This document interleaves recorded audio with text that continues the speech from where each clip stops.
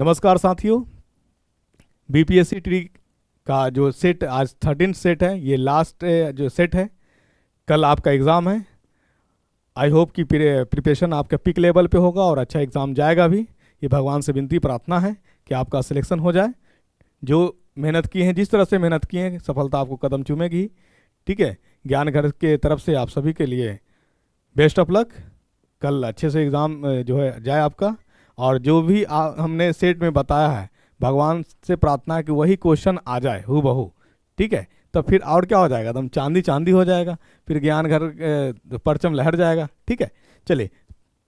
By the way, question तो आएगा ही, concept यही रहेगा, नो डाउट। लेकिन आपसे हमारा ये रिक्वेस्ट रहेगा कि जब आप कोई एग्ज़ाम में जाएं, एग्ज़ाम देने, तो जो सबसे पहले आपको आ रहा है ना, तो सबसे पहले उसी को डील करिएगा। इससे क्या होता है ना कि क्वेश्चन, अगला क्वेश्चन में कॉन्फिडेंस बना रहता है। तो जब 100% आप श्योर रहेंगे, उसी क्वेश्चन को डील करिएगा। तो आज हम सेट लेकर के हैं, सेट 13, बिल्कुल मिसलेनियस क्वेश्चंस। जिस तरह से क्वेश्चन बीपीएससी के पूछने की संभावना है और पूछती है, उसी तरह के आधारित पे सेट क्वेश्चन है। तो हम लोग आते हैं सेट पे, क्या क्वेश्चन है देख लेते हैं। चलिए, आपके स्क्रीन पे क्वेश्चन आ गया है। तो सबसे पहले क्वेश्चन को क्या करिए ना, पढ़िए और खुद से बनाइए, कमेंट कर करके आंसर जरूर करिएगा। ठीक है, पहला क्वेश्चन आपके पास है, कह रहा है क्या at absolute zero silicon acts as, मतलब सिलिकॉन एक सेमीकंडक्टर है, अर्धचालक है। एब्सोल्यूट जीरो पर वो कैसा बिहेव करता है, कैसा ट्रीट करता है।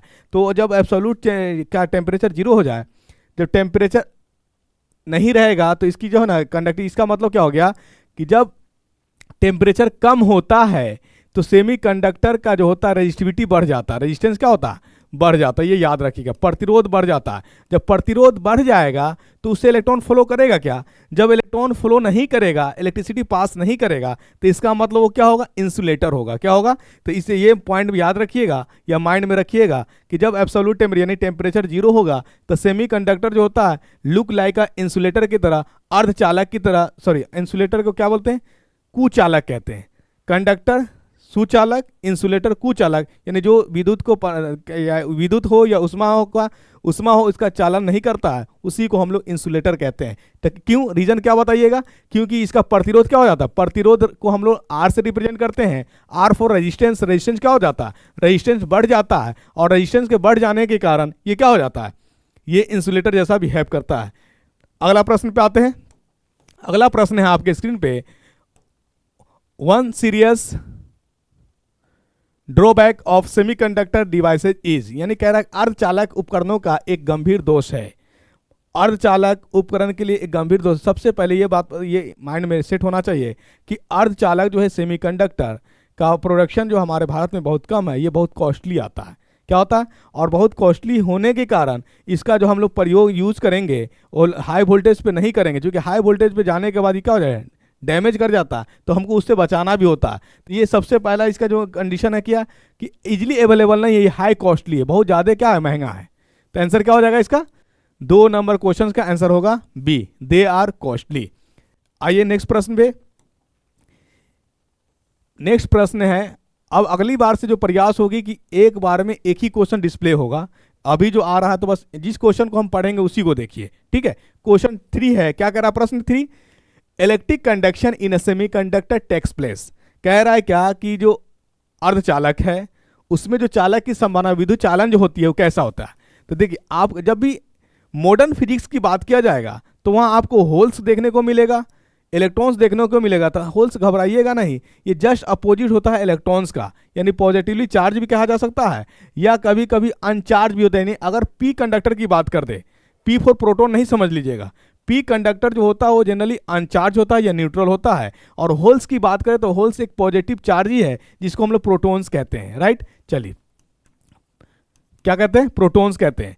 और विद्युत में क्या होता था, प्रोटॉन और इलेक्ट्रॉन, यानी जो हमारा चालक जो होता है कंडक्टर वाला तो पॉजिटिव होता है और नेगेटिव भी टर्मिनल होता है। इसका मतलब पॉजिटिव है तो प्रोटॉन है, नेगेटिव है तो इलेक्ट्रॉन्स है। तो इसका मतलब क्या हुआ, इलेक्ट्रॉन्स को भी कंडक्ट करता है और होल्स को भी कंडक्ट करता है। तो आंसर आपका क्या होगा, more than one. More than one का ऑप्शन क्या हो जाएगा, बोथ इलेक्ट्रॉन्स एंड होल्स। आपके बीपीएससी में क्वेश्चंस आपको दिखेंगे मोर देन वन, क्या देखेंगे, मोर देन वन। ठीक है, यहां क्वेश्चन आ जाइए आप। अगला प्रश्न है, a type semiconductor is, semiconductor जो टाइप है यानी पी टाइप, सॉरी और पी टाइप सेमीकंडक्टर इज, अब पकड़नी है, हमने क्या बताया कि पी टाइप दे करके आप ये मेंशन नहीं कर लीजिएगा कि ये पॉजिटिव है। पी टाइप से अगर कंडक्टर पूछ दे तो वो क्या होता है, जनरली अनचार्ज पार्टिकल्स होता है या न्यूट्रल होता है। अगर अनचार्ज है ऑप्शन में तो इसको भी मार सकते हैं, अनचार्ज या न्यूट्रल। यहीं पे हम लोग क्या मार लेंगे, न्यूट्रल। ठीक है, चलिए, कोई चार्ज नहीं है, न्यूट्रल है। इन अ सेमीकंडक्टर और जब सेमीकंडक्टर की बात किया जाएगा जहां टेम्परेचर क्या होगा, 0 केल्विन होगा, तो सेमीकंडक्टर के पास कोई फ्री इलेक्ट्रॉन्स नहीं होगा। और कोई फ्री इलेक्ट्रॉन्स ना होने के कारण देखिए 2-3 बात याद रखिएगा टेम्परेचर से रिलेटेड। टेम्परेचर बढ़ेगा तो सेमीकंडक्टर का कंडक्टिविटी भी बढ़ेगा, चालन की शक्ति भी बढ़ेगा। टेम्परेचर घटेगा तो उसकी चालन शक्ति घटेगा। जब चालन शक्ति घटेगा इसका मतलब उसमें उपस्थित फ्री इलेक्ट्रॉन जो है वो कम हो जाएगा। फ्री इलेक्ट्रॉन क्या रहेगा, कम रहेगा। तो आंसर क्या होगा, नो फ्री इलेक्ट्रॉन। कोई धातु जो होता है विद्युत का अच्छा चालक होता है, इसका एक क्या है, प्रूफ है, एग्जांपल है कि उसके पास फ्री इलेक्ट्रॉन्स होते हैं। जिसके पास फ्री इलेक्ट्रॉन जितना ज्यादा होगा वो विद्युत का उतना ही अच्छा चालक होगा। राइट, चलिए नेक्स्ट क्वेश्चन। नेक्स्ट क्वेश्चन है आपके स्क्रीन पे, यानी बीपीएससी जिस तरह से थ्योरी डाल करके फॉर्म कॉन्सेप्ट डाल करके क्वेश्चन पूछिए ना, बस उसी आधार पे क्वेश्चंस है। ठीक है ना, उसी आधार पे क्वेश्चंस है।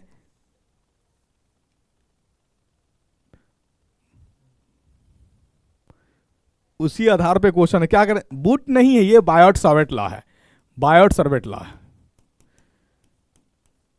क्वेश्चन बीपीएससी पूछ चुकी है और मैं बिल्कुल जिस ट्रेंड पे क्वेश्चन पूछी है मैं उसी ट्रेंड पे क्वेश्चन सेट बनाने के प्रयास किया है।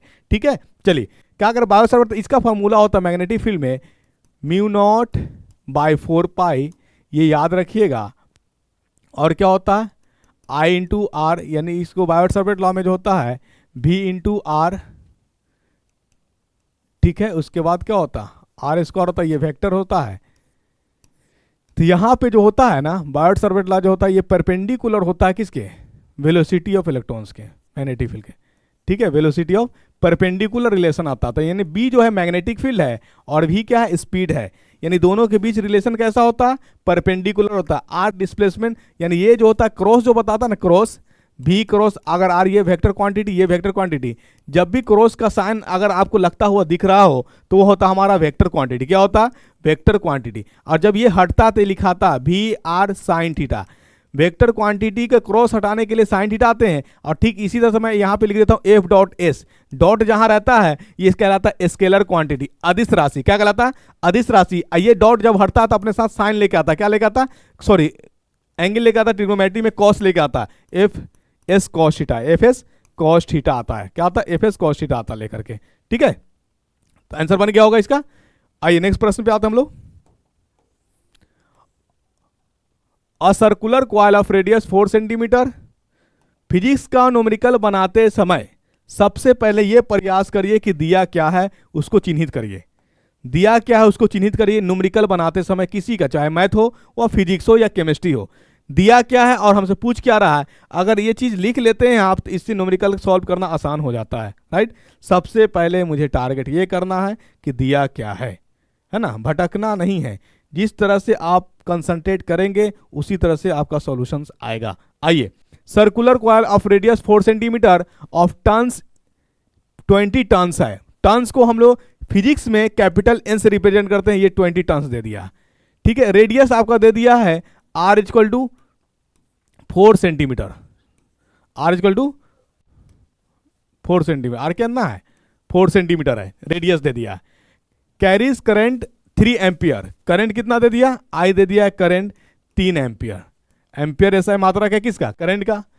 It placed in a magnetic field of intensity, यानी मैग्नेटिक फील्ड इंटेंसिटी आपका जो है दे दिया कितना 0.5 वेबर मीटर स्क्वायर। चलिए इसको अभी यूज पड़ेगा कि नहीं पर देख लेते हैं। The magnetic dipole moment of the coil is, आपसे पूछ रहा है मैग्नेटिक डायपोल मोमेंट क्या होगा कॉइल का। चुंबकीय द्विध्रुव आघूर्णन क्या होगा, यानी डायपोल मोमेंट क्या होगा, ये आपसे पूछ रहा है। तो डायपोल मोमेंट का जो होता है मैग्नेटिक मोमेंट, मैग्नेटिक मोमेंट का फॉर्मूला होता है NIA, ये याद रखिएगा NIA। मैग्नेटिक मोमेंट का फॉर्मूला होता है NIA। N क्या है, ये है नंबर ऑफ टर्न्स, I क्या है करंट, ए क्या है एरिया, ए क्या है एरिया होता है, और जो वायर होता है एरिया। आपको ये माइंड में डाउट आ रहा होगा कि आखिर एरिया किसका निकालेंगे, तो जो हमारा वायर होता है कॉइल, इसका बेस देखिए ये सर्कुलर इंड होता है, क्या होता है, तो जब भी एरिया निकलेगा हमारा किसका निकलेगा, सर्किल का एरिया निकलेगा, किसका निकलेगा, सर्किल का एरिया निकलेगा। तो पुट कर दीजिए, पुट करिए तो मैग्नेटिक मोमेंट क्या निकल के आएगा, मैग्नेटिक मोमेंट जनरली म्यू से रिप्रेजेंट करते हैं, क्या निकल के आएगा बताइए, एन कैपिटल कितना यानी सॉरी नंबर ऑफ टर्न्स कितना दे रखा है 20, करंट का वैल्यू कितना है 3, एरिया किसका निकलेगा, सर्किल का एरिया निकलेगा। सर्किल का एरिया फॉर्मूला क्या होता है, pi r square, pi r square. R क्या दिया है, आर आपका सेंटीमीटर में दिया है, बाकी सब एसआई यूनिट में दिया है, वेबर पर मीटर स्क्वायर। यहां देखिए यहां सेंटीमीटर में, तो सेंटीमीटर को मीटर में कन्वर्ट करिए, एसआई यूनिट में लाइए, यूनिट भी चेंज करना जरूरी है। 4 सेंटीमीटर, तो इसको क्या करिएगा 100 से डिवाइड कर दीजिए, 4 इंटू क्या हो जाएगा 10 के पावर -2 हो जाएगा। त्रिज्या हमने डिवाइड करके ना हमको उसकी हम जीरो के फॉर्मेट में यानी 100 के टर्म में ही लिख लिए हैं, तो एक हमारा क्या आ जाएगा बताइए, मैग्नेटिक मोमेंट निकल के आ गया कितना 20 इंटू करंट कितना है 3 है इंटू पाई आर स्क्वायर, पाई का वैल्यू रखिए 22/7 इंटू कितना हो जाएगा आर स्क्वायर है, तो आर का क्या हो जाएगा बताइए, आर के 4 इंटू 10 के पावर -2 का स्क्वायर, 10 के पावर -2 का स्क्वायर। चलिए तो कितना हो जाएगा बताइए, 60 लिखना कुछ और जा रहा है कुछ और, 60 इंटू 22/7 इंटू कितना 16 इंटू 10 के पावर -4। चलिए कैलकुलेशन करिएगा इसको और डिवाइड करिएगा, काट छाट करके आएगा 0.3, ठीक है 3 एम्पियर मीटर स्क्वायर। 0 इसको काट लीजिएगा आप इतना डाटा पे, तो इतना आएगा आपको, ठीक है। तो ऑप्शन में देख लेते हैं है कि नहीं, 0.3 एम्पियर मीटर स्क्वायर, ठीक है करेक्ट। उसको कर चेक कर लीजिएगा, यानी मैग्नेटिक मोमेंट कितना है एन आई ए, एन क्या है कैपिटल एन है, एन आई ए कैपिटल एन है आपका क्या नंबर ऑफ टर्न्स 20, आई कितना दिया 30, एरिया के जगह क्या रखेगा 22/7 इंटू कितना आर स्क्वायर है, 4 गुने 10 के पावर -2 का स्क्वायर करिएगा, तो ये हो जाएगा 60 गुने 22/60, ये हो जाएगा इंटू 16 इंटू 10 के पावर -4। कैलकुलेशन कर लीजिएगा आप, तो आंसर आएगा इतना काट करके, ठीक है। चलिए in parallels combination of cells we obtain, देखिए कह रहा क्या कि आपके पास एन सेल दिया हुआ, मतलब एन सेल बैटरी है, उसको मान ली एक सेल ये है, इस तरह से आपको एन सेल दे दिया, नंबर ऑफ कितना दे दिया है dot dot dot dot N times दे दिया, इसको कनेक्ट कर रहा पैरेलल में, कनेक्ट करिएगा पैरेलल में तो क्या हो जाएगा, पैरेलल में करिएगा तो 1/r हो जाएगा, यानी हमारा जो होगा r जो होगा इक्विवेलेंट क्या हो जाएगा 1/n, क्या हो जाएगा 1/n।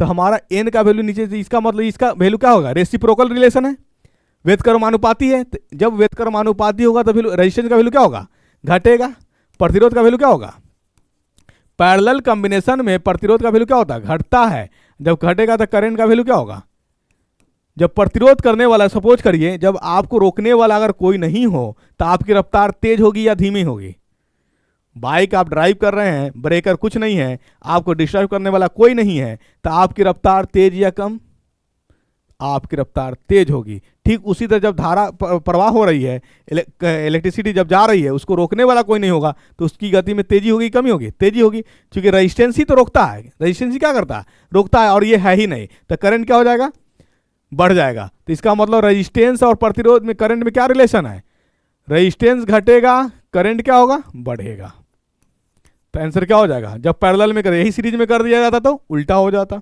चलिए तो मोर करंट हो जाएगा, आंसर इसका क्या हो जाएगा अधिक धारा प्रवाह करेगी, अधिक धारा क्या करेगी प्रवाह करेगी, राइट। आइए नेक्स्ट अगला क्वेश्चन क्या कह रहा है देख लेते हैं। When a metal conductor connected to left gap of a metal bridge is heated, the balancing point, balancing में हमने क्या बताया कि देखिए एक होता है बैलेंस बॉन्ड, एक होता है कंडक्शन बॉन्ड, ठीक है। ये जो हमारा ये क्या कहलाता है ये गैपिंग वाला है, कह रहा है कि metal bridge is heated, the balancing point heat किया जाता है, तो हीट किया जाएगा, तो अब यहाँ पे बात होती है एन टाइप की और पी टाइप की। तो इस तरह से रहता था आपका सेमीकंडक्टर में, ये हमारा है होल्स, ये हमारा आपका एन टाइप होता था, ये पी टाइप होता था, हीट कर देते हम लोग इधर की ओर। जब हमारा क्या करा गैप्ड हमारा यानी इधर में ये वाला पार्ट हमारा मेटल, इसको हीट करेंगे तो ये हमारा इधर से एनर्जी फ्लो करने लगेगा, तो इसका मतलब ये हो गया कि ये आपका किस साइड है, यानी ये लेफ्ट है, लेफ्ट से किधर शिफ्ट कर रहा राइट साइड में शिफ्ट कर रहा, तो इनसे क्या हो जाएगा shift toward the rights, shift toward the right shift करेगा। ये सब मॉडर्न फिजिक्स है, किससे है मॉडर्न फिजिक्स से है। आइए अगला प्रश्न पे आते हैं। अति उच्च ऊर्जा फोटोन का इलेक्ट्रॉन पॉजिट्रॉन युग में परिवर्तन कहलाता है, क्या कहलाता है? देखिए, the change of very high energy photon into electron positron pair is called, इसको कहा जाता है पेयर प्रोडक्शन। क्या कहा जाएगा? इस यानी ये डायरेक्ट परिभाषा, इसको कहा जाता है पेयर प्रोडक्शन। क्या कहा जाता है? पेयर प्रोडक्शन, याद रखिएगा। ठीक है, तो आखिर एक और पॉइंट यहां याद रखेंगे, एनहिलेशन ऑफ मैटर क्या होता है? एनहिलेशन ऑफ मैटर ये होता है कि जब इलेक्ट्रॉन कंबाइन करता है प्रोटॉन से और बनाता है क्या? पॉजिट्रॉन, तो इसको कहा जाता है annihilation, annihilation of matter, positron. ठीक है, ये याद रखिएगा, परिभाषा है डायरेक्ट। हो सकता है चूंकि बीपीएससी इस बार जो टीचर में पूछी है 15 क्वेश्चन ऐसा पूछी है जो डायरेक्ट परिभाषा से था, और मैंने डायरेक्ट परिभाषा रखने का भी प्रयास किया है। ठीक है, यानी डायरेक्ट डेफिनेशन से, परिभाषा मतलब डेफिनेशन से। ठीक है, हिंदी और इंग्लिश दोनों बोलना पड़ रहा है। आइए नेक्स्ट क्वेश्चन। नेक्स्ट प्रश्न है आपका, the emission of electrons from a metal surface when expose to light of suitable frequency. कुछ दिख रहा है, कुछ नहीं दिख रहा है, इसकी को एग्जैक्ट डेटा पर रखते हैं, सब दिखेगा। इसको इसी साइड में रख देते हैं। चलिए, प्रश्न क्या है? The emission of electrons from a metal surface when expose to light to suitable frequency is called. हमने बताया ये मेटल वायर है, इस पे लाइट पड़ी, तो जब इस पे लाइट पड़ा तो यहाँ से इलेक्ट्रॉन निकला, इसी को इफेक्ट कहते हैं फोटो इलेक्ट्रिक इफेक्ट। और फोटो इलेक्ट्रिक इफेक्ट दिया किसने है? फोटो इलेक्ट्रिक इफेक्ट ने हमारे आइंस्टीन साहब ने दिए हैं। कौन साहब दिए हैं? आइंस्टीन साहब। और इसी आधार पे उनको क्या मिला था? नोबेल प्राइज मिला था। यानी फोटो इलेक्ट्रिक इफेक्ट के सिद्धांत समझाने के लिए ही उनको क्या दिया गया था? नोबेल प्राइज दिया गया था। तो इसको क्या बोलेंगे? फोटो इलेक्ट्रिक इफेक्ट बोलेंगे। ठीक है, नेक्स्ट प्रश्न में आते हैं, the maximum energy of photo electrons can be written as half M इसको अर्थ ये होता है, इसको हम लोग देखिए एब्जॉर्बिंग जो होता है हमारे यहाँ से, जैसे मान लो ये मेटल वायर है, यहाँ पर यहाँ से रिलीज हो रहा है, तो इसी को हम लोग कहते हैं VE। क्या कहते हैं? V। और जितना तेजी के साथ आएगा उतना ही तेजी के साथ ऊर्जा निकलेगा। तो ये काइनेटिक VE बराबर था हाफ, क्या है? Half mv² maximum. ठीक है, क्या होता? Half mv²। आई बात समझ में? चलिए नेक्स्ट प्रश्न पे आते हैं हम लोग। नेक्स्ट प्रश्न है आपके पास, a first order reaction takes 40 minute for 30% decomposition, what will be? T half है ये, T12 नहीं है, इसको क्या बोलिएगा? T हाफ बोलिएगा। और बीपीएससी क्वेश्चन 3 क्वेश्चन पूछी थी केमिकल काइनेटिक्स से। कितनी क्वेश्चन? 3 क्वेश्चन। तो मैं सोचा कि केमिकल काइनेटिक्स से डिफरेंट क्वेश्चन कराते चलूँ आपको। कुछ ट्रिक तो इसका है, लेकिन अगर हम ट्रिक बताएंगे तो आप अप्लाई नहीं कर पाइएगा, एग्जाम में जाकर के भूल जाइएगा, क्योंकि कुछ क्वेश्चन जो है यहाँ पे इसका लॉग का वैल्यू देना चाहिए। तो आइए हम लोग इसको सॉल्व कैसे करेंगे। सबसे पहले देखिए, जब परसेंटेज की बात किया जाए ना, तो अब क्या करिए, जब रिएक्शन हमारा लिखा जाता है तो ए से मान लीजिए बना ये हमारा प्रोडक्ट। ठीक है, हम आपको तरीका बता देते हैं आखिर परसेंटेज वाले को हम डील कैसे करेंगे। तो ये हमारा मान लीजिए कि अभी आपके पास जब कोई रिएक्ट नहीं कर रहा है, तो आपके पास कोई चीज़ होगा, उसको 100% का जब भी तुलना होता किससे होता? 100% होता। तो मान लीजिए हमारा रिएक्शन स्टार्ट होने से पहले हमारे पास कितना है? 100% है। तो ये मान लेते हैं एट टाइम T0 पे, यानी रिएक्शन अभी स्टार्ट नहीं हुआ है, इसके पास संपत्ति मान लीजिए 100 है, सपोज कर लेते हैं। जब रिएक्शन हमारा हुआ है टाइम T पर, कुछ टाइम लगा, अब यहां से इमेजिनेशन करिए, सपोज करिए कि आपके पास शादी कार्ड आया, इनविटेशन कार्ड आया। आप इनविटेशन कार्ड में जाइए, शादी के मौके पे जाइएगा, जब आपके पास इनविटेशन कार्ड आया है तो वहाँ जाइएगा। तो जाइएगा तो आप कुछ गिफ्ट लेकर के जाइएगा कि नहीं ले जाइए? गिफ्ट ले करके जाइएगा। तो गिफ्ट ले करके जब जाइएगा तोहफा, तो आपके पॉकेट से पैसा घटेगा कि बढ़ेगा? घटेगा। तो रिएक्टेंट वो होता है जो घटता है और प्रोडक्ट क्या होता है? बढ़ता है। तो मान ली एट टाइम T पर से ये 100, जब आप पार्टी में नहीं गए तो आपके पास पैसा कितना था? 100। अब पार्टी में जा रहा है तो इसी 100 में से आप कुछ लीजिएगा, तो कुछ लीजिएगा तो घटेगा, कुछ लीजिए तो उसको मान लिए हम लोग X मान लिए। क्या मान लिए? X मान लिए। कुछ लिए उसको क्या मान लिए? X मान लिए। या कहीं के इनिशियल को मान लेता A0, तो हमारा क्या हो जाएगा? ये A0 हो जाएगा और -X हो जाएगा एट टाइम T पे। ठीक है, ये रेट लिखने का तरीका। अभी आप पार्टी में नहीं जा रहे हैं, उस समय का मान लेते हैं 100, पार्टी में गए तो कुछ घटा, 100 में से ही कुछ घटेगा, तो 100 में से जो घटा हम उसको X से रिप्रेजेंट कर लिए। क्या कर लिए? और ये क्या हो जाएगा? ये हमारा क्या हो जाएगा? बढ़ेगा। तो कितना बढ़ेगा? वही X जो आपका ये घटेगा वही X बढ़ेगा यहाँ। ठीक है, अब यहाँ निकालने का तरीका क्या करेंगे? निकालिए। आप फॉर्मूला जान रहे थे, क्या जानते हैं? फॉर्मूला जानते हैं T half equal to first order के लिए 0.693/K।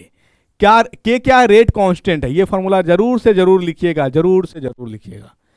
क्या करिएगा?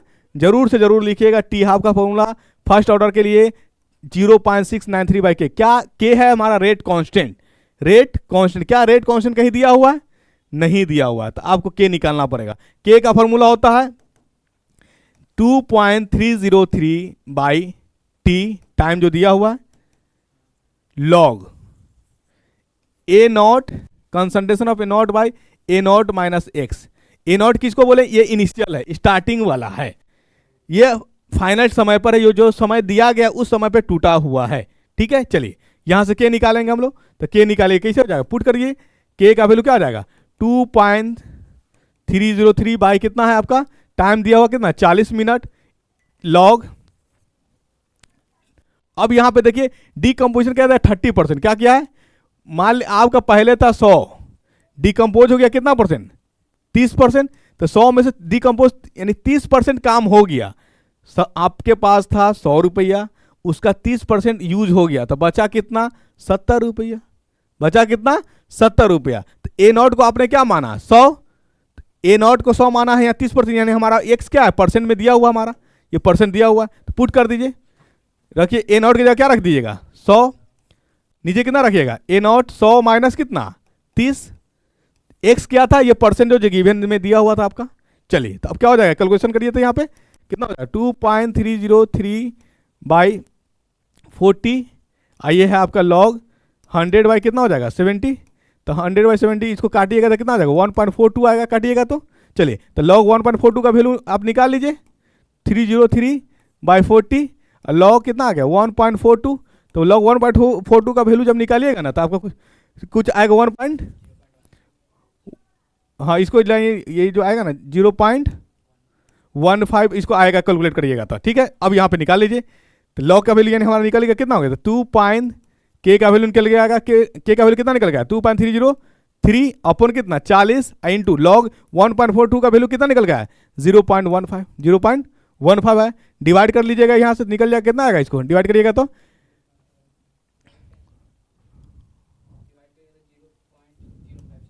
0.057 आएगा। इसको आपस में गुना कर लीजिए। अब यहाँ से हम इतना गुना करते, डायरेक्ट पुट हम कर देते फॉर्मूला पे। अब इतना यानी इतना आ गया आपका, क्योंकि क्वेश्चन में नीट वगैरह के एग्जाम में लॉग का वैल्यू दिया जाएगा, घबराना नहीं। लेकिन ये बीपीएससी एक स्पेशल आयोग हो गई है जहाँ लॉग की वैल्यू नहीं दिया जा रहा, जो लेंदी कर दे रहा है। चलिए यहाँ तक समझ में आ गया। ये आया आपका, ये के का वैल्यू कितना निकल के आया? के का वैल्यू निकल के आया आपका 0.057 इंटू कितना? 0.15। 0.15 और पुट कर दीजिए। यहाँ पे आपका टी हाफ पूछ रहा था, पुट कर दीजिए। टी हाफ बराबर कितना? 0.693 अपॉन कितना? के का वैल्यू 0.057 इंटू कितना? इंटू 0.15। 0.15 इसको काटिएगा तो आपका टी हाफ आ जाएगा 77.7 मिनट। ये आप करके देख लीजिएगा। ठीक है, ये आपको दे दिए, इसको कैलकुलेट कर लीजिएगा तो आपका आ जाएगा आंसर। आइए नेक्स्ट प्रश्न पे आते हैं हम लोग। नेक्स्ट प्रश्न है the order of reaction is decided by. The order of reaction ये डिपेंड करता है मैकेनिज्म पे। किस पे डिपेंड करता है? कि मैकेनिज्म क्या हो रहा है, स्लो है या फास्ट है, उसी से डिसाइड होता है ऑर्डर। ठीक है, मोलेकुलरिटी पे नहीं, mechanism of reaction as well relative concentration of reactant. ठीक है, जितना फास्ट होगा कंसंट्रेशन उसका ज्यादा होगा। तो ये हमारा ऑर्डर ऑफ रिएक्शन ये डिसाइड होता है मैकेनिज्म ऑफ रिएक्शन से। ठीक है, आइए next question. The forbidden energy gap for germanium crystal at 0 kelvin. ये डायरेक्ट वैल्यू रहेगा, ये डायरेक्ट वैल्यू रहेगा, कितना रहेगा? 0.71 electron volt. 0.71 electron volt direct इसका वैल्यू रहेगा दिया हुआ, डायरेक्ट वैल्यू आपको शूट कर देना है वहां पे। ठीक है, 0.71 इलेक्ट्रॉन वोल्ट। नेक्स्ट क्वेश्चन पे आते हैं हम लोग। अगला प्रश्न है in a P type semiconductor the acceptor valence band is. Acceptor valence band होता है, देखिए हमने क्या बताया था आपको, ये है था वैलेंस बैंड, वैलेंस बैंड, और ये होता है कंडक्शन बैंड। ठीक है, कंडक्शन बैंड। पी टाइप जो होता है इसी के बिलो होता है, एन टाइप इसके बिलो होता है। आंसर मारिए, देखिए below the conduction band of the host crystal. किसकी बात कर रहा है? बिलो द इससे हमारा तो बिलो हो जाएगा, below the conduction band of the host crystal. ये हमारा दिया हुआ है पी टाइप के, इससे नीचे की ओर आ रहा है कि नहीं आ रहा है? बिलो द हो जाएगा हमारा conduction band of for the. Answer क्या है? सॉरी ये नहीं आंसर होगा आपका, ये आंसर होगा C number. C number is the correct answer. आइए, the relation between current resistance and voltage is determined bye.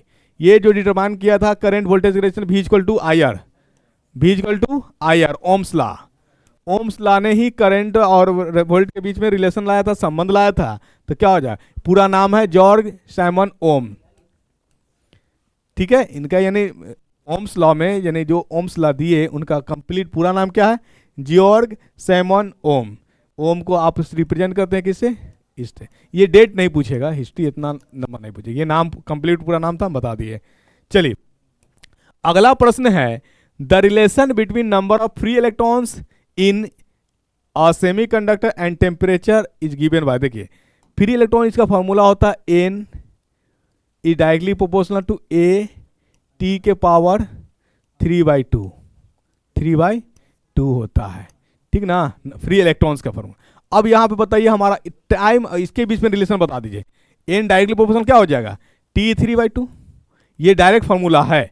अगर फार्मूला पता है रिवीजन करके जाइएगा, सेट दे करके जाइए, क्योंकि संभव तो नहीं ना 10th 9th को भी कवर कर पाना, 10th को भी कवर कर पाना, 11th को भी, 12th भी। क्वेश्चन आप 9th 10th के लिए जा रहे हैं, क्वेश्चन पूछ रहा है 11 12 से। आपका पढ़ा हुआ 11 12 बहुत समय, ज़्यादा समय हो गया। तो इस सब का चीज़ रिकॉल किससे किया जा सकता है, सेट से ही किया जा सकता है। किससे किया जा सकता है, सेट से ही किया जा सकता है रिकॉल, है ना। यानी हर इंसान के अंदर एक जज्बा, पोटेंशियल होता है, जुनून होता है। अगर सेट रेगुलर वे में करिएगा तो अच्छा, यानी क्या हो जाएगा, सब्जेक्ट के ऊपर पकड़ हो जाती है। क्या हो जाती है, सब्जेक्ट के ऊपर अच्छी पकड़ आ जाती है। इसलिए सेट किसी भी एग्जाम का अगर प्रिपरेशन कर रहे हैं तो हर व्यक्ति को ये चाहिए कि सेट प्रैक्टिस करे। चलिए नेक्स्ट प्रश्न पे आते हैं हम लोग। तो आंसर क्या हो जाएगा इसका, इसका आंसर हो जाएगा एन डायरेक्टली प्रोपोर्शनल टू, ये वाला आंसर हो जाएगा 3/2, टी के पावर 3/2। अगला प्रश्न है, number of electrons in the valence shell of a pure semiconductor is. Pure semiconductor में वैलेंस इलेक्ट्रॉन कितने होते हैं, ये होते हैं 4। सिलिकॉन में कितने होते हैं, 4 होते हैं वैलेंस इलेक्ट्रॉन। अगला प्रश्न आइए, in a semiconductor the forbidden energy gap between the valence band and the conduction band is of the order of. इसमें जो होता है, ये डायरेक्ट आंसर ये याद रखिए 1 इलेक्ट्रॉन वोल्ट होता है।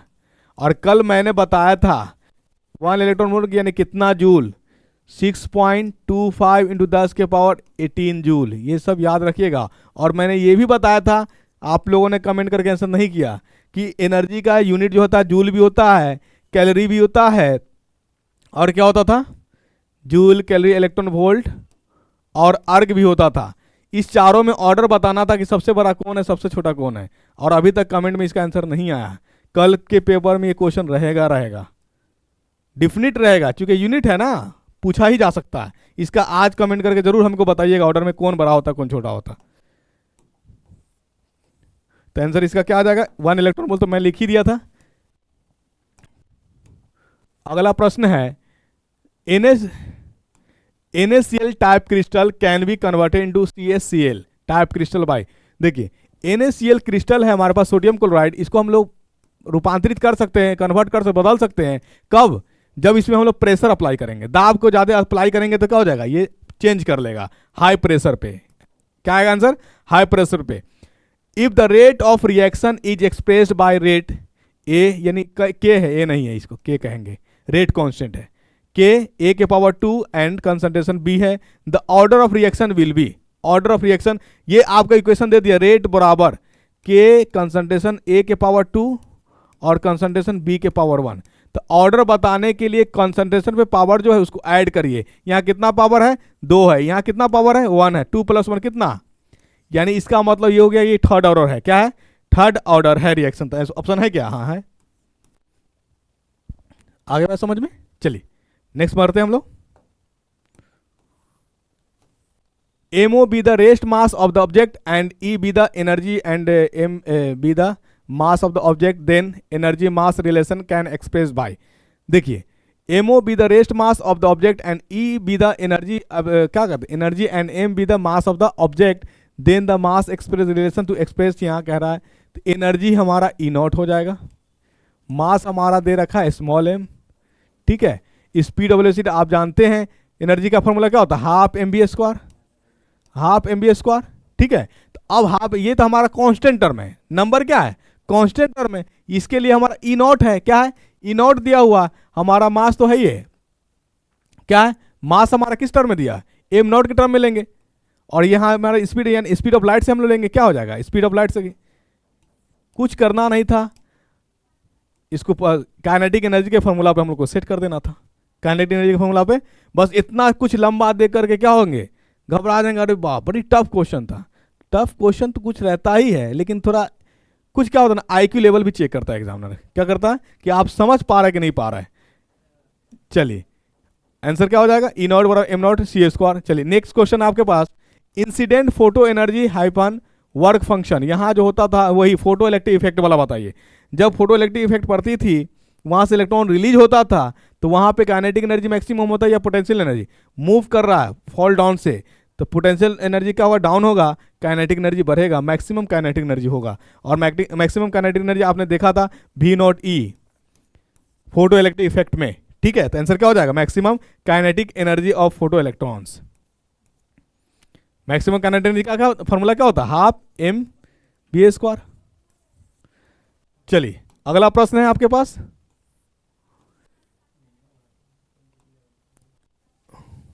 ठीक है। अगला प्रश्न है, E be the energy, H be the plank constant and F is the frequency, the relation between them. देखिए यहाँ पे होता है फ्रीक्वेंसी का फॉर्मूला, यानी हमारे पास जो होता है एनर्जी बड़ा होता है, एनर्जी का फॉर्मूला होता है Planck constant by Planck constant by time period होता था, इसी को प्लैंक कांस्टेंट इनटू फ्रीक्वेंसी बोला जाता है। और फ्रीक्वेंसी को हम लोग मी से रिप्रेजेंट करते हैं, तो एनर्जी बराबर क्या हो जाएगा, आपका दिया हुआ F Planck constant into F कर दीजिए इस तरह से, ये फ्रीक्वेंसी है, ठीक है। ये डायरेक्ट फॉर्मूला है, क्या है डायरेक्ट फॉर्मूला। तो ऑप्शन में है क्या, हाँ है, पहला option is the correct answer. 25 number का क्वेश्चन का आंसर क्या हो जाएगा, ई हो जाएगा, ठीक है।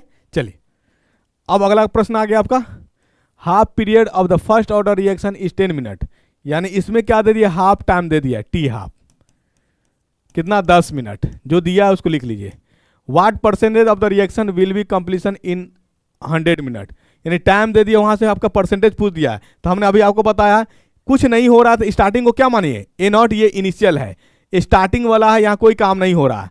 फाइनली यानी एट टाइम टी पे टाइम कितना है 100 में कितना हो जाएगा, ए नॉट माइनस एक्स, ये टूटेगा, यही टूटेगा, कितना परसेंट हमारा टूटेगा, इसको निकालना है। तो निकालना तो क्या हो जाएगा, फॉर्मूला बताइए, आपको फॉर्मूला पता है, चूंकि क्या इसमें के दिया हुआ है, नहीं दिया हुआ, ये निकलेगा। तो ये एक ही फॉर्मूला में आया था आपका, के फॉर्मूला में आया था, के है क्या, रेट कांस्टेंट, ये होता था क्या 2.303 बाई टी, टाइम जो गिवन टाइम है, गिवन टाइम, ये कौन टाइम है, गिवन टाइम, ये कंप्लीशन यहां हो रहा है, ठीक है। इस पे कितना डिसोसिएट कर रहा है, log A not by A not minus क्या एक्स। ए नॉट को हमने क्या बोला है, ए नॉट को माना है मैंने इनिशियल, और इनिशियल अगर परसेंटेज की बात किया जाए तो आपके एक अधिकार है, पूर्ण अधिकार है। यहां से मैं ये शिक्षा देने की प्रयास कर रहा हूं कि जब भी परसेंटेज का क्वेश्चन डील करने जाए तो आप इनिशियल को 100 मार लें, ये आपका स्वतंत्र है, आप यानी इसमें पूर्ण अधिकार है। इनिशियल को क्या मान लीजिए 100 मान लीजिए, जब भी परसेंटेज वाला क्वेश्चन को डील करने जाइए तो इनिशियल को क्या मान लें, हम लोग मान लेते हैं 100, हमको यही निकालना था। अब पुट कर लेते हैं, के का हमारा वैल्यू निकलेगा, और के का नहीं निकालना है हमको, इतना लंबा कैलकुलेशन में नहीं जाइए। टी हाफ दे दिया है, तो आप फर्स्ट ऑर्डर में जानते हैं टी हाफ क्या होता है, first order reaction rate T half जानते हैं 0.693 बाई क्या के, तो के बराबर क्या हो जाएगा, के बराबर हो जाएगा 0.693 बाई टी हाफ। पुट कर दीजिए, यहाँ पे एक फॉर्मूला आ जाएगा आपका 0.693 बाई कितना टी हाफ गिवन है क्वेश्चन में 2.303 बाई टी, टाइम कितना दिया 100 मिनट, लॉग ए नॉट को आपने क्या मान लेते हैं, हम लोग 100 मान लेते हैं। परसेंटेज वाला क्वेश्चन को जब भी डील करने जाए तो 100 माइनस क्या एक्स, यही तो एक्स पूछ रहा है, डिसोसिएशन कितना होगा, यही परसेंट हमसे पूछा जा रहा है। अब कैसे निकालेंगे, तो यहाँ कुछ खेला आएगा एंटी लॉग का, किसका खेला आएगा, तो कुछ आई होप कि थोड़ा लॉग का रिलेशन आपको पता नहीं होगा, तो इतना हम बता देंगे, क्योंकि एक आयोग को ये क्वेश्चन को देने से पहले लॉग का वैल्यू देना चाहिए उसको, ठीक है। नहीं दिया जा रहा है तो ये उनका प्रॉब्लम है, क्योंकि लॉग का वैल्यू कहां से मान में रखेगा, या तो फिर कैलकुलेटर अप्लाई करना चाहिए, ठीक है ना, ये लेंदी कैलकुलेशन में जाएगा, घर घबराना, लेकिन आपको अप्लाई करने आना चाहिए। चलिए देख लेते हैं, क्योंकि अब आप देखिए टीचर बनने जाएंगे तो आप हमें हमेशा प्रयास होना चाहिए कि हम जिसे भी पढ़ाए बिल्कुल मन से पढ़ाए, क्योंकि आप एज ए शिक्षक बनेंगे और आपसे कितने विद्यार्थी सीखेंगे। तो मुमकिन है कि आपके पास अगर डेप्थ नॉलेज होगा, ज्ञान होगा, तो बच्चों में भी अच्छा ही नॉलेज आएगा। इसलिए नॉलेज अगर क्वेश्चन पूछा भी जा रहा है तो निराश नहीं होना, ये और आपको अप्रिशिएट किया जा रहा है कि आप अच्छा और नॉलेज लेकर के आइए, ताकि जब आप शिक्षा देने की कोई प्रयास करिएगा तो आपके द्वारा बनाया हुआ बच्चा क्या हो जाए, पढ़ाया हुआ बच्चा अच्छा गेन करे, अच्छा नॉलेज ले। ठीक है, जिस तरह से अभी जो के पाठक जी का जो आदेश आ रहा है स्कूल में 70% अटेंडेंस होना है, तो जब 70% बच्चों का जब अटेंडेंस होगा, बिल्कुल मैं बात को ये हम इस बात से सहमत हैं, होना भी चाहिए, बट लेकिन वहाँ पे सिस्टम बच्चा जो आ रहा है उनको पढ़ाने वाला तो भी होना चाहिए। जब मान लो टीचर नहीं रहेंगे, क्लास खाली रहेगा, तो बच्चे क्या करेंगे, हुड़दंगी करें। तो बच्चे हुड़दंगी करें या टाइम, चूंकि उनको मन के मुताबिक नहीं चीज़ मिलेगा तो क्या करेंगे, डिस्ट्रैक्टिव होंगे, डिस्टेंस मेंटेन करेंगे। तो डिस्टेंस जब मेंटेन करेंगे तो उनको मन के लायक चीज़ें जब मिलेगा नहीं तो एनर्जी क्या होगा उनका, इसका मतलब उनका शोषण होगा। बच्चे एनर्जी के साथ फिर क्या स्कूल से इंटरेस्ट लेना बंद कर देंगे, है ना। इसीलिए सिस्टम हर चीज़ सही होना चाहिए, हर चीज़ सही होना चाहिए।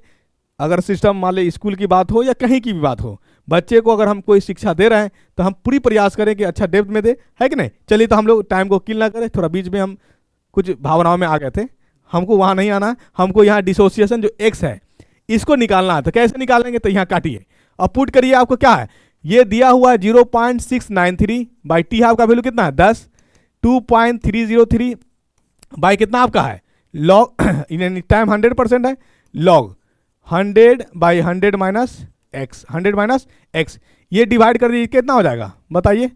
तो इसको काट ही लीजिए ना, कहला टेंशन में लीजिए, ये काटिएगा तो क्या हो जाएगा 0, इसको डिवाइड करिएगा तो 0.0693, 10 से डिवाइड कर लीजिए, टेंशन कहला पालिएगा इतना। ठीक है, बराबर 2.303 बाई कितना लॉग, सॉरी 100 लॉग 100 बाई कितना 100 माइनस एक्स। अब क्या करेंगे, इसको यहाँ गुना कर देते हैं।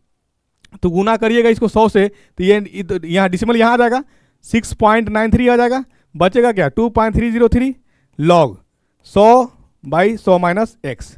ठीक है, अब ये क्या करें, लॉग ये वाला पार्ट को इधर रहने दीजिए, 2.3 यहाँ भेज दीजिए।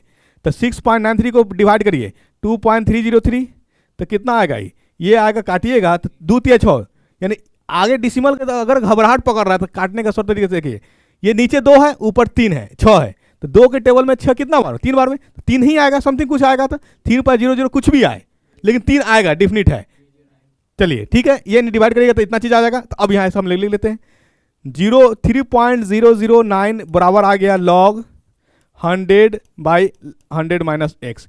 इस सूरत में हमको यानी इधर हटाने के लिए हमको एंटी लॉग लेना पड़ेगा, क्या लेना पड़ेगा, एंटी लॉग लेना पड़ेगा, तभी जाके लॉग हटेगा। एंटी लॉग, एंटी जब लॉग लीजिएगा इसका वैल्यू आ जाएगा 1.021 इंटू 10 के पावर 23, सॉरी 10 के पावर 3, 10 के पावर, इसका एंटी लॉग में इसका वैल्यू कितना आएगा 1.021 इंटू 10 के पावर 3 आएगा। और बराबर कितना आएगा लॉग, ये अब लॉग हट जाएगा, लॉग क्या एंटी लॉग ले ली तो लॉग हट गया, ये बचेगा 100/100 माइनस एक्स।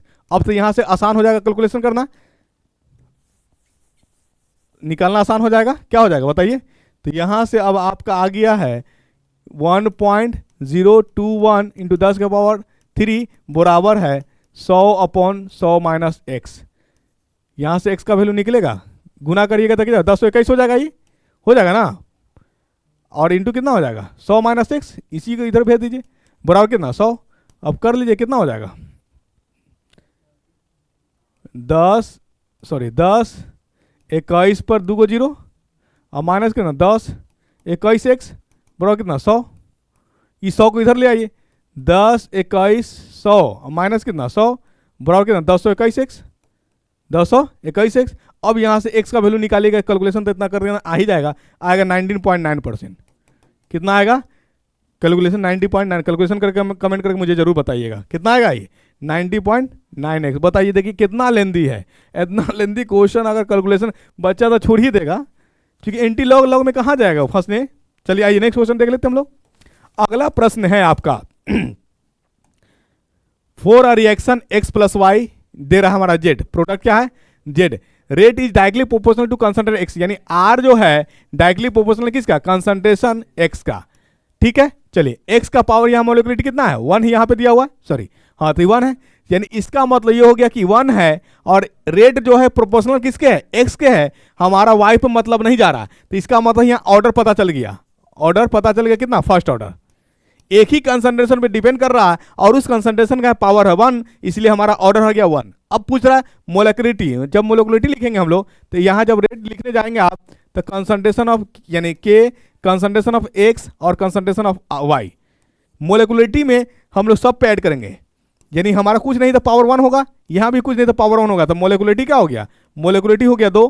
आपसे पूछ क्या रहा, पूछ रहा है what is the molecularity and order. Molecularity कितना आया 2 और ऑर्डर कितना आया 1, तो ऑप्शन में है क्या 2,1 होगा answer, 2,1 is the correct answer. अगला प्रश्न पे आइए, where is the hypothalamus located, कहां होता है, इसको कमेंट करके आंसर बताइएगा।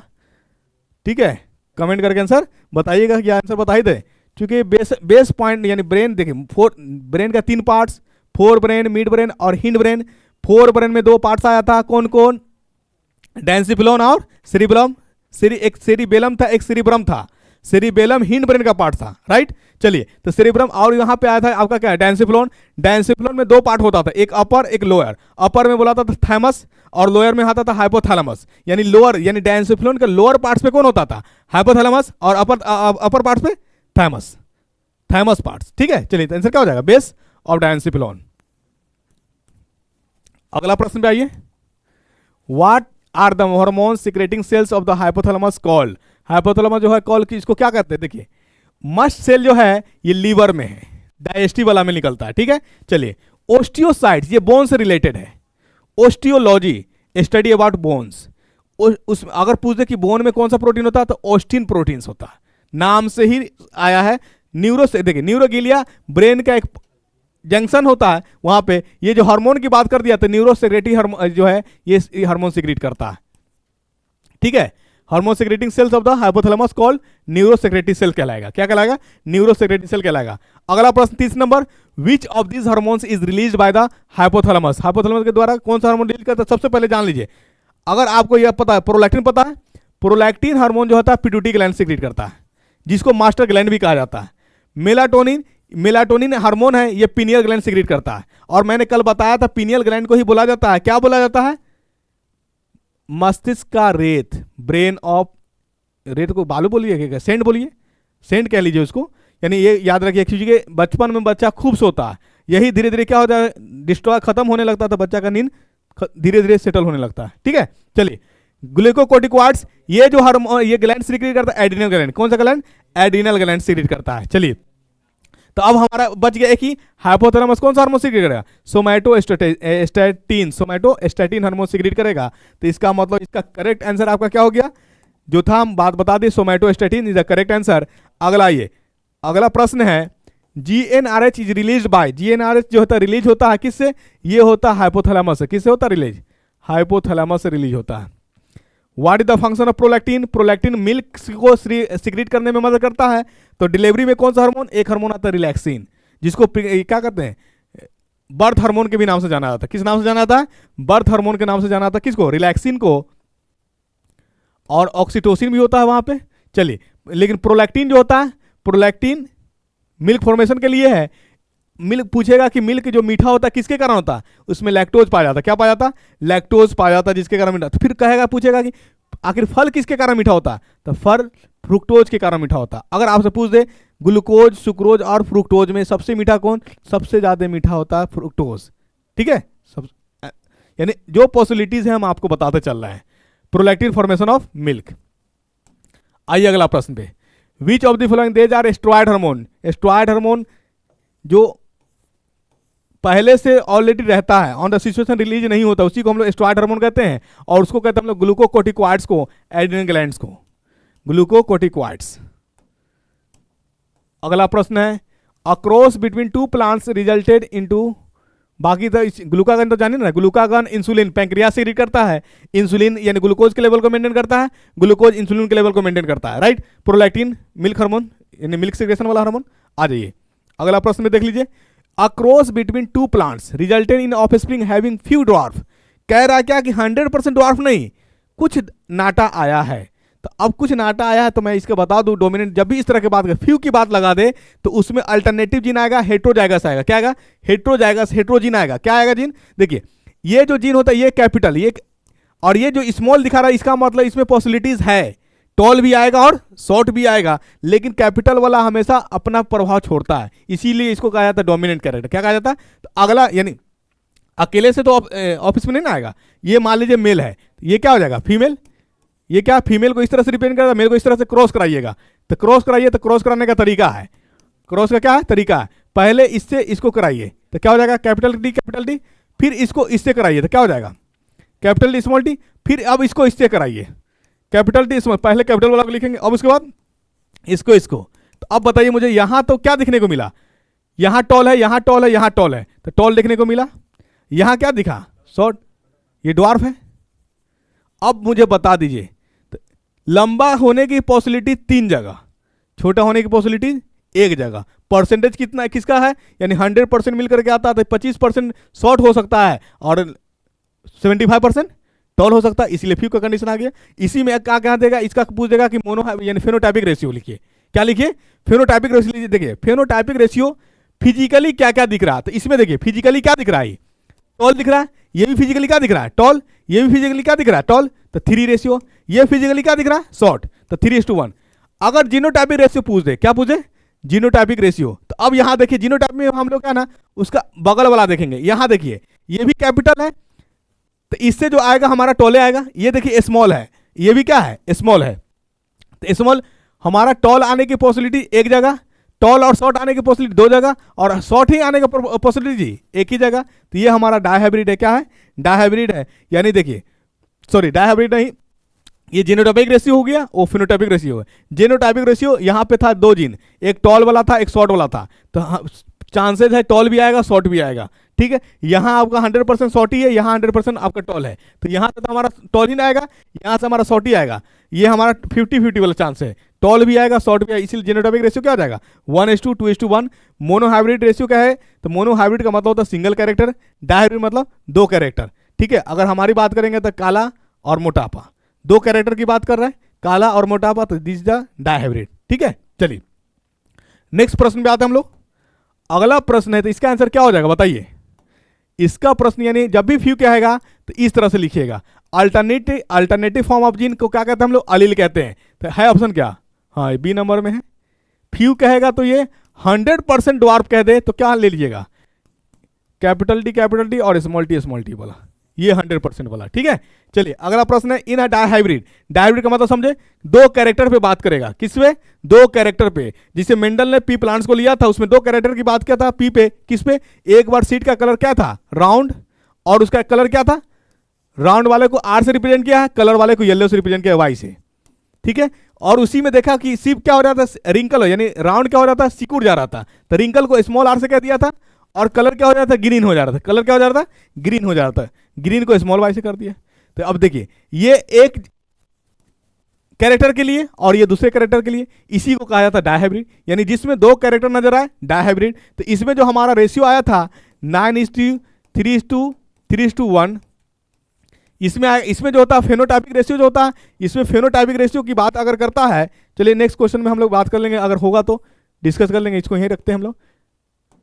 ये क्या in a dihybrid cross if you get 9:3:3:1 ratio is denoted by, देखिए ये जो होता है सेग्रीगेट करता है, लॉ ऑफ सेग्रीगेशन को फॉलो करता है, हर कोई अपना कैरेक्टर शो करता है, हर कोई अपना कैरेक्टर शो करता है। तो the alleles of 2 genes are segregation independently, हमने क्या बताया अलील, अलील क्या होता है अल्टरनेट फॉर्म ऑफ जीन, यानी जीन का अल्टरनेट एक के बाद एक इस तरह से ऐसे रहता है, यानी जीन हमेशा पेयर में काम करता है, अल्टरनेट फॉर्म ऑफ जीन को ही हम लोग क्या कहते हैं अलील्स कहते हैं। यहां देखिए दोनों आपका सेम दिख रहा है, इसको कहेंगे हम लोग होमोजाइगस, क्या कहेंगे होमोजाइगस, और ये आपका एक दोनों अलग अलग दिख रहा है, इसको कहेंगे हम लोग हेट्रोजाइगस, क्या कहेंगे हेट्रोजाइगस। बात समझ में आ रही है, जब जीन आपको सिमिलर दिखे होमोजाइगस, जब जीन आपको डिफरेंट दिखे तो हेट्रोजाइगस, ठीक है। अल्टरनेट फॉर्म ऑफ जीन क्या कहलाएगा अलील कहलाएगा, राइट।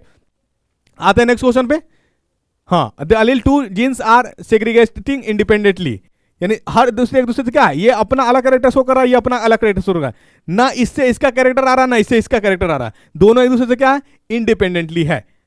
तो आंसर क्या हो जाएगा D number is the correct answer. अगला प्रश्न आइए, genes which code for a pair of contrasting traits are known as, अभी मैंने बताया आपको क्या बताया, अल्टरनेटिंग फॉर्म में आएगा कंट्रास्टिंग कैरेक्टर शो करेगा, उसी को हम लोग यानी अल्टरनेटिव फॉर्म ऑफ जीन क्या कहलाता है अलील कहलाता है।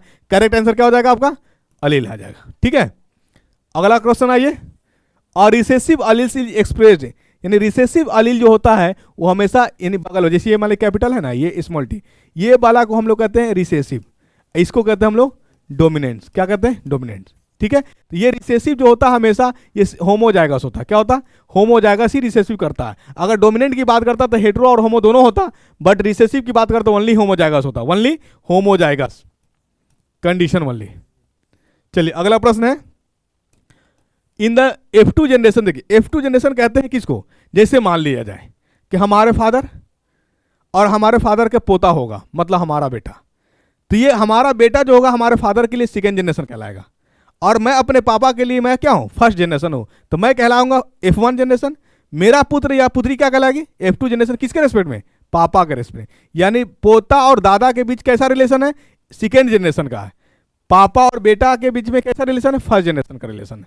आई बात समझ में? चलिए, तो उसी को कहा जाता है, जब सेकेंड जनरेशन में जाएंगे तो फेनोटाइपिक रेशियो आ जाता है 4 और जीनोटाइपिक रेशियो होता है 9। फेनोटाइपिक रेशियो 4, ये डायरेक्ट ऑर्डर याद रखिएगा, इसमें कुछ किंतु परंतु नहीं। ये सब्जेक्टिव अगर क्वेश्चन होता तो मैं इसका निकालना बताता, लेकिन ये डायरेक्ट डेटा याद रखिएगा कि F2 जनरेशन में जो मैंने डायहाइब्रिड क्रॉस में आता था फेनोटाइपिक कितना? 4, जीनोटाइपिक 9। फेनोटाइपिक रेशियो में हमारा जब आता था डायहाइब्रिड में, तो फेनोटाइपिक रेशियो याद रखिए, फेनोटाइपिक रेशियो याद रखिए क्या होता? 9:3:3:1। ये फेनोटाइपिक रेशियो है। जीनोटाइपिक रेशियो नहीं पूछा जाएगा आपका, यानी मोनोहाइब्रिड का भी याद रख लिए। मोनोहाइब्रिड का फेनोटाइपिक रेशियो होता था क्या? 3:1। जीनोटाइपिक रेशियो होता था 1:2:1 मोनोहाइब्रिड के लिए। किसके लिए? मोनोहाइब्रिड। ये किसके लिए था? ये डायहाइब्रिड के लिए। जीनोटाइपिक रेशियो आपसे नहीं पूछेगा, पूछेगा तो फेनोटाइपिक, और पूछेगा तो फेनोटाइपिक कितना होगा और जीनोटाइपिक कितना होगा। तो फेनोटाइपिक होगा 4, जीनोटाइपिक होगा 9। आइए अगला प्रश्न, the colour based contrasting traits in 7 contrasting pairs. अगर आपसे पूछा जाए कि मेंडल ने पी प्लांट को सिलेक्ट किया कितने कैरेक्टर्स पे? 7 कंट्रास्टिंग कैरेक्टर्स पे। तो अगर पेयर में बात करें तो कितना पेयर हो जाएगा 7 का? 3 पेयर होगा। क्या होगा? 3 पेयर। क्या होगा? 3 पेयर। यानी 1 एक हमारा क्या हो गया? एक अपवाद अलग में जाएगा, लेकिन मेनली अगर पेयर में बात करेंगे तो कितना पेयर आएगा? 3 पेयर की बात करेगा। पूछेगा पी प्लांट्स में क्रोमोजोम कितना? तो 14 क्रोमोजोम। कितना क्रोमोजोम? 14 क्रोमोजोम। उसमें reproduction, mode of reproduction sexual या असेक्सुअल? Sexual reproduction. ठीक है, चलिए अगला प्रश्न में आता है, तो इसका आंसर क्या हो जाएगा? इसका आंसर हो जाएगा 3 आंसर हो जाएगा करेक्ट आंसर। आइए नेक्स्ट क्वेश्चन, देखिए ये भी क्वेश्चन आपका रिप्रोडक्शन से, ये हम मिला देते हैं, आपको खुद मिला लीजिएगा। यानी स्पर्म का जो पार्ट्स होता है 3 पार्ट्स होता है। क्या होता है?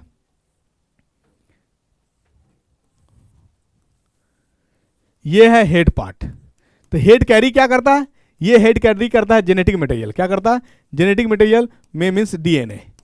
आपसे पूछा जाए कि स्पर्म का कौन सा पार्ट है जो जेनेटिक मटेरियल लेके जाता है, तो आप बता दीजिएगा हेड।